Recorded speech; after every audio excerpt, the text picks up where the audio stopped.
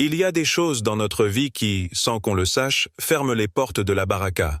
Des objets ordinaires en apparence, mais qui portent un poids spirituel invisible. L'islam n'est pas silencieux à leur sujet. Le prophète a mis en garde. Et le Coran aussi. Aujourd'hui, nous allons explorer ces 5 objets qui attirent la malédiction, non pas comme des superstitions, mais comme des signes subtils que votre cœur reconnaîtra si vous l'écoutez. Une question à ton âme. Et si l'un de ces objets se trouvait déjà chez toi? Avant de commencer, abonne-toi à notre chaîne Perspective du Coran, active la cloche pour ne rien manquer et plonge avec nous dans ce voyage vers une vie pleine de bénédictions et commenter « Allah est puissant » pour proclamer sa grandeur et partager cette vérité avec le monde. Il existe dans certaines maisons un silence étrange, un calme qui n'est pas apaisant, un vide presque imperceptible, comme si quelque chose, ou plutôt quelqu'un, refusait d'entrer. Et si ce silence était celui de la miséricorde absente? Le prophète Muhammad Is nous a averti clairement « Les anges n'entrent pas dans une maison où se trouve une image ou un chien. » Bukhari and Muslim. Ce n'est pas une simple règle. C'est une réalité spirituelle profonde, une loi invisible qui régit la présence de la baraka, bénédiction, dans nos vies.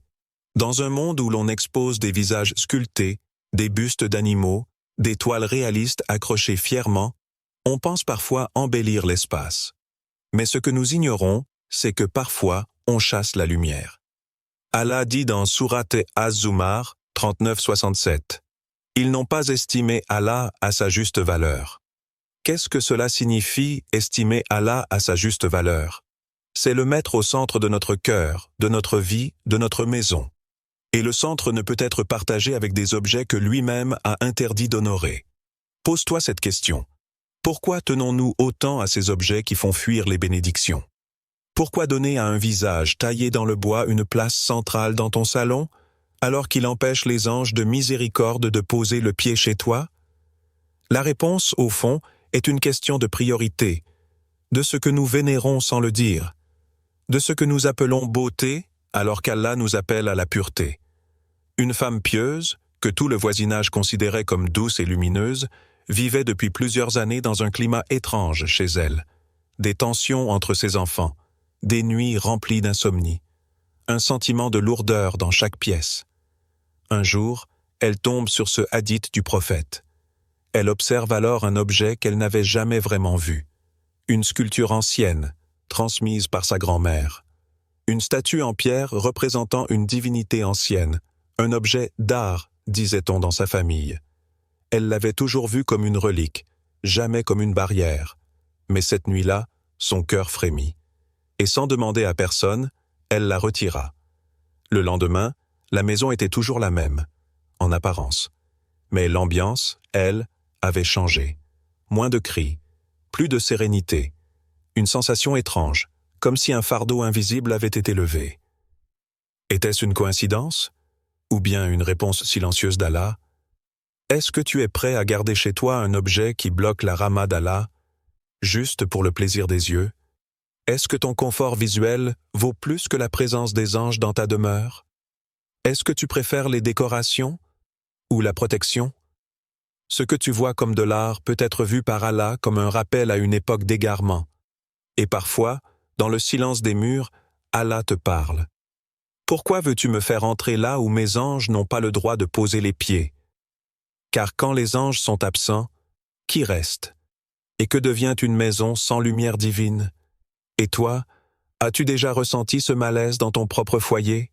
Un objet qui te dérange sans que tu saches pourquoi? Une œuvre que tu n'arrives jamais à vraiment aimer, malgré son apparente beauté? Et si ton cœur te murmurait déjà ce que ton esprit refusait d'entendre? Dans les profondeurs de ton intérieur, il y a peut-être un sanctuaire invisible, un lieu que seul Allah peut honorer. Mais pour cela, il faut peut-être commencer par vider ce qui repousse sa présence. Tu es seul dans une pièce, mais quelque chose te regarde. Tu ressens une pression sur ta poitrine, un poids invisible, un silence qui n'a rien de naturel. Non, tu n'es pas fou, mais quelque chose a été invité chez toi, sans que tu t'en rendes compte. Dans un tiroir, sur une étagère, sous un coussin, se trouve peut-être un petit objet discret, parfois offert comme un cadeau innocent, parfois acheté dans une boutique où l'on parle d'énergie, de protection, de vibrations positives. Un collier avec des symboles étranges. Une pierre au reflet rouge vendue comme pierre d'ancrage. Tu l'as peut-être portée sans réfléchir, tu l'as peut-être laissé là, simplement, mais tu n'as pas remarqué ce qui est entré avec lui. Dans Sourate Al-Baqarah 202, Allah dit « Et les gens apprirent ce qui leur nuit et ne leur est pas profitable. » La sorcellerie, ce n'est pas seulement ce que l'on voit dans les films. Ce n'est pas toujours une poupée de tissu avec des aiguilles. C'est tout ce qui remplace Allah comme source de sécurité et de pouvoir. Un objet auquel tu confies ton sort, un symbole auquel tu accroches tes peurs, un talisman auquel tu crois plus qu'à une invocation. Et c'est ainsi que le poison entre, subtil, lent, dévastateur. Le prophète Muhammad bis a dit « Celui qui porte un talisman a associé, Ahmad, un seul objet, un simple collier, et ton cœur fait un pas vers le shirk sans que tu t'en rendes compte. Tu pries Allah, mais tu portes un fil rouge contre le mauvais œil. Tu lis le Coran, mais tu gardes une pierre magique sous ton oreiller. Et Allah te voit. Il voit que tu veux sa protection, mais que tu l'as diluée. Souviens-toi, as-tu déjà vu une main inconnue déposer un petit sachet devant ta porte? As-tu déjà ressenti une peur intense dans une pièce où reposait un objet bizarre? As-tu déjà ramené un souvenir de voyage, une statue africaine, un œil turquoise, un bijou mystérieux? Et depuis, ton sommeil n'a plus jamais été le même? Avez-vous déjà ramené chez vous un talisman, une pierre dite protectrice, ou un gris-gris sans savoir son origine? Il y a des objets qu'on n'achète pas, parce qu'on ne sait jamais ce qu'ils transportent. Des objets qui ne sont pas simplement décoratifs, mais rituels, imprégnés de pratiques interdites, enveloppés de souffles sataniques, parfois consacrés dans des cercles invisibles que seuls les djinns comprennent. Et ces objets ouvrent des portes, mais pas des portes que tu vois, des failles que seul Allah peut refermer. Une histoire vraie maintenant. Un homme, très rationnel, ne croyait ni aux djinns ni à la sorcellerie. En voyage au Maroc, il acheta un bijou artisanal à une vieille femme. Un simple pendentif avec un œil bleu au centre. De retour chez lui, tout changea. Des disputes constantes avec sa femme, des cauchemars à répétition, un voile sombre qui s'abattit sur son foyer. Il n'avait pas fait le lien. Jusqu'au jour où un ami pieux visita sa maison et posa la main sur le bijou. Ce que tu portes là, ce n'est pas neutre. En cherchant, il découvrit que le symbole était utilisé dans un ancien rite de protection païenne, interdit dans l'islam. Il le jeta, et il pleura. Pas à cause de la peur, mais à cause de l'oubli de son tawhid. Mon frère, ma sœur, ce ne sont pas les objets qui protègent, ce n'est pas la pierre, le métal ou le fil qui sauve. C'est Allah, et seulement lui. Dis, je cherche protection auprès du Seigneur de l'aube contre le mal de ce qu'il a créé. Sourate Al-Falaq 113, écarte ces objets. Purifie ta maison. Demande à Allah de te montrer ce qui doit partir. Et rappelle-toi ceci, il vaut mieux une maison nue qu'une maison remplie de pièges invisibles. Il y a des objets que l'on ne regarde plus, parce qu'on sait exactement d'où ils viennent. Mais on préfère ne pas y penser. Un pull chaud, pris un jour sans payer. Un smartphone qu'on n'a jamais rendu. Une somme d'argent héritée, au prix du droit d'un frère ou d'une sœur, des choses qu'on porte, qu'on utilise, mais qui portent en elles une voix muette, une voix qui dit « Je ne t'appartiens pas ». Allah dit dans la sourate Al-Baqarah 288 « Et ne dévorez pas mutuellement vos biens par des moyens injustes. On croit que c'est fini, qu'on est passé à autre chose, mais ce que tu as volé ne t'a jamais oublié, il est encore là, dans ta poche, sous ton lit, dans ton armoire. Il est là, et il bloque, il fige. Il appelle une justice que toi, tu as fui. Le prophète Aïbis a dit « Toute chair nourrie de l'illicite, le feu est plus digne d'elle. » Tirmidhi, un vêtement volé, une montre achetée avec de l'argent sale, un objet pris dans un moment de faiblesse et jamais restitué. Tu le portes, tu l'oublies. Mais ton âme, elle, s'en souvient. Et le mal qu'il contient colore tout ce que tu fais, tes invocations, ton risque, tes relations. Imagine un instant, tu te tiens debout, tu pries, tu lèves les mains, mais tes mains sont souillées par ce que tu n'as pas rendu.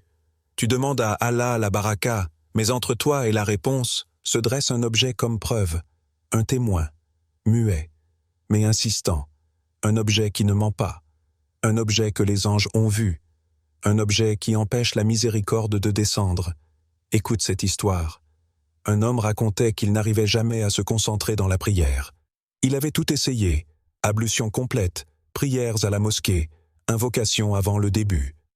Mais quelque chose bloquait. Toujours. Comme une vitre invisible entre lui et la présence divine. Un jour, par une inspiration soudaine, il fouilla dans ses affaires anciennes et retrouva une montre de grande valeur.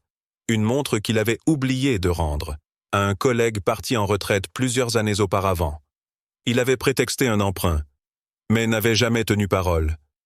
Le jour où il la rendit, même après toutes ces années, quelque chose changea.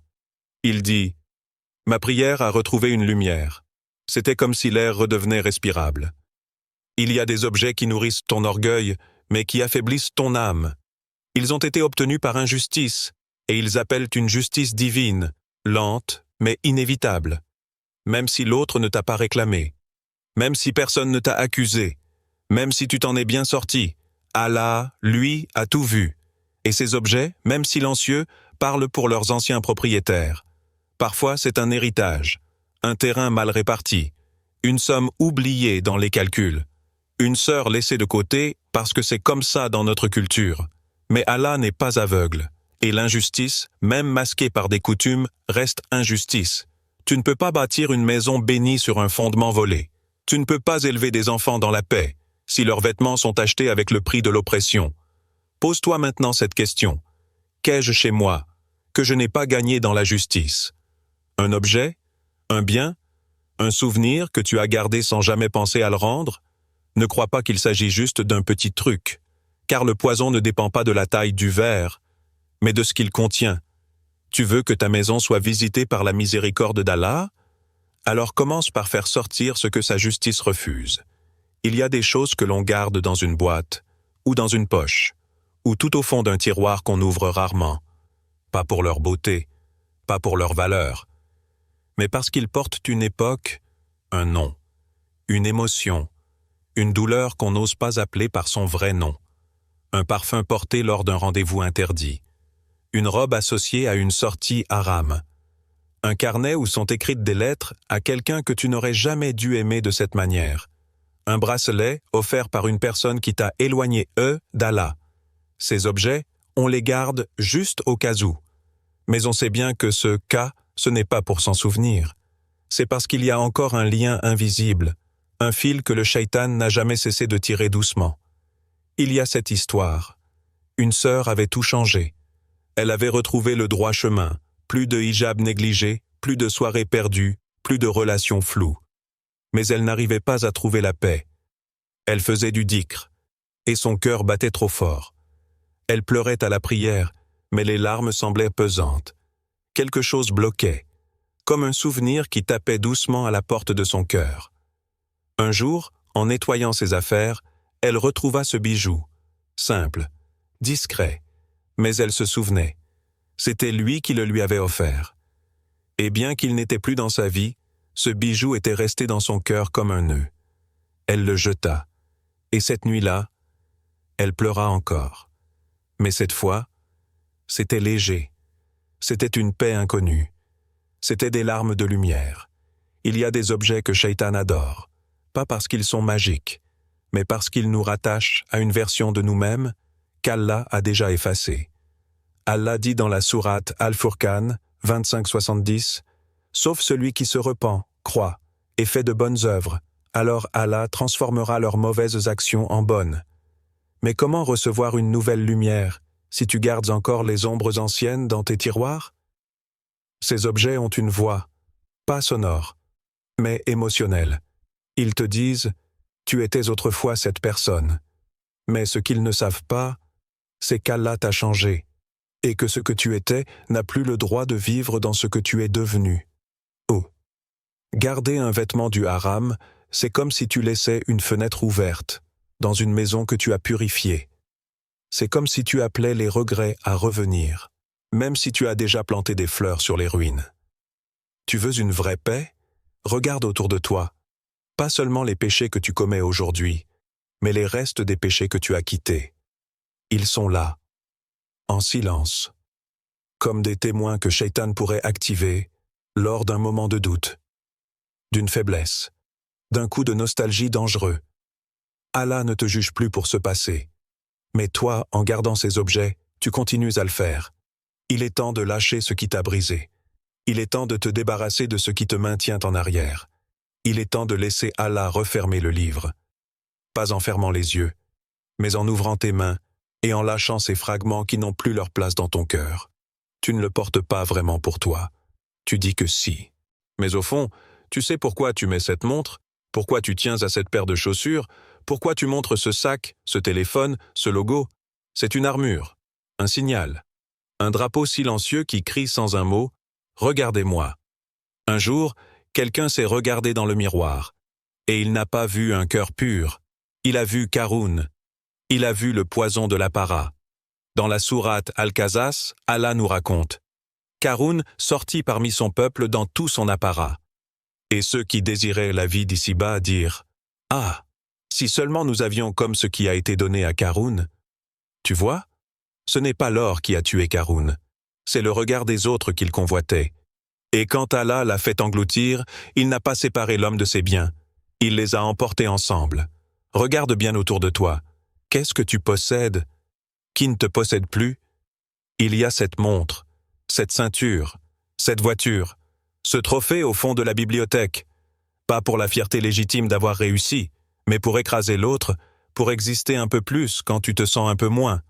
Le prophète a dit « N'entrera pas au paradis celui qui a dans son cœur le poids d'un atome d'orgueil. » Muslim. Et pourtant, nous, on cultive des kilos. On les porte fièrement, on les expose, on les commente. C'est du vrai cuir. C'est une édition limitée. Je l'ai eu à Dubaï. Mais si ce qui est dans ta poche écrase ce qui est dans ton cœur, alors tu ne portes pas un objet. Tu portes une barrière. Un frère disait « J'ai toujours rêvé de m'acheter une montre de luxe. Quand je l'ai eue, j'ai ressenti une montée d'ego que je ne connaissais pas. Chaque regard sur mon poignet me déconnectait de la simplicité. Je suis retourné vers ma montre à 20 € et j'ai retrouvé la paix. Pose-toi une vraie question. Est-ce que cet objet te rapproche d'Allah ou te donne une illusion de grandeur devant les hommes? Parfois, ce qu'on montre de plus beau à l'extérieur cache ce qu'on a de plus vide à l'intérieur. Les trophées sur l'étagère, les photos de diplômes encadrés partout, les médailles et les récompenses. Oui, ce sont des efforts. Oui, tu as travaillé dur.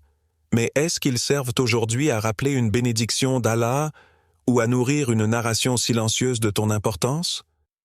Ce n'est pas toujours l'objet lui-même, c'est le poids symbolique qu'il a pris. Un objet n'a pas de péché jusqu'au moment où il devient une idole silencieuse dans ton cœur. Et le plus grand shirk n'est pas toujours visible. C'est celui qui commence dans le regard intérieur. Quand tu t'aimes trop, quand tu veux qu'on t'admire plus qu'on t'aime, quand tu veux exister par ce que tu possèdes et non par ce que tu es devant Allah. Finalement, chaque objet a un miroir. Regarde-le et pose-toi cette simple question.